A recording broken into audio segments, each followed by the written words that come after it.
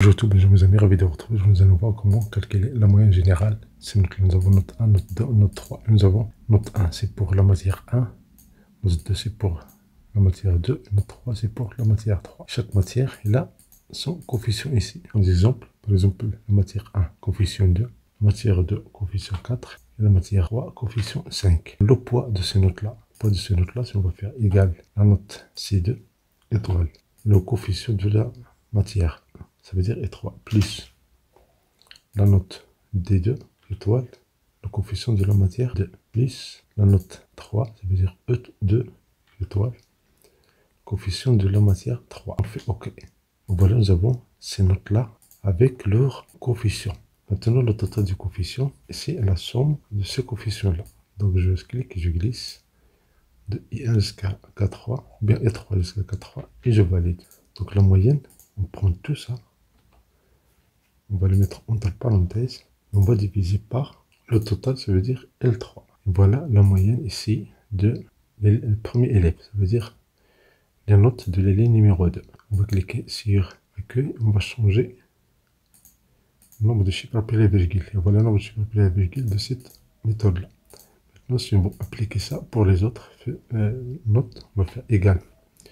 Je prends la note C2 étoile 3 plus la note D2 étoile coefficient de matière 2 plus la note E2 étoile le coefficient de la matière, ça veut dire K3.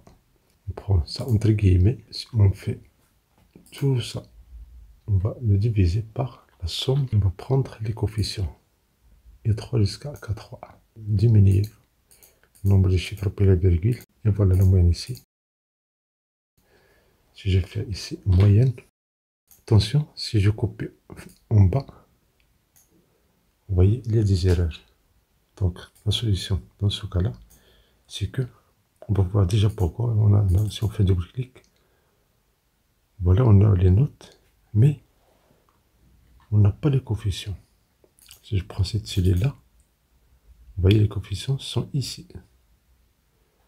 Donc, ce qu'on va faire, on va fixer les coefficients. Donc, on va enlever ça.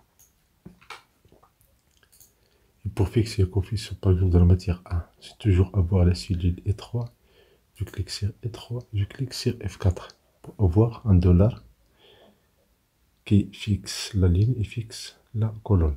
La même chose pour G3, je clique sur F4. La même chose pour K3, le coefficient de troisième matière, je clique sur F4. Et la même chose pour la somme. Donc la somme, on va cliquer sur F4 pour E3 et la somme pour K3. Donc dans ce cas-là, avec ces techniques, on va utiliser somme prod. On va faire égal somme prod. On clique sur fx pour avoir la liste des arguments requis. Donc on va prendre, sélectionne C2 jusqu'à E2. Pour la matrice, c'est les coefficients. Ça veut dire G2 jusqu'à L2.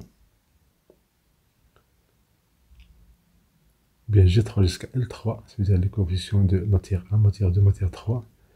Attention, clique sur F4 pour fixer cette zone-là.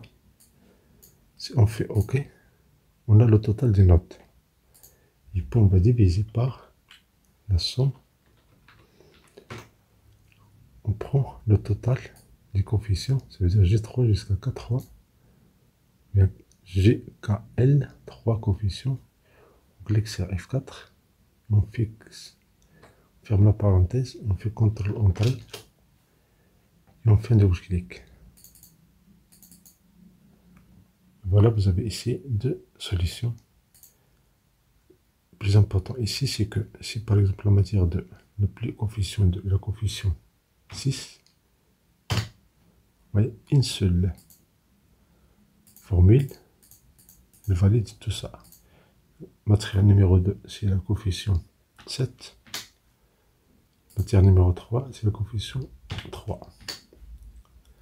Pourquoi le coefficient change par matière?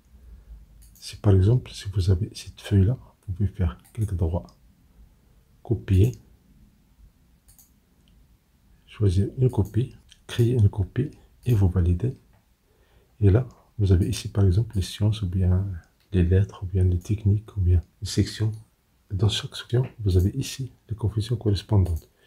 Bien sûr, au lieu d'avoir matière 1, matière 2, matière 3, vous pouvez avoir les disciplines.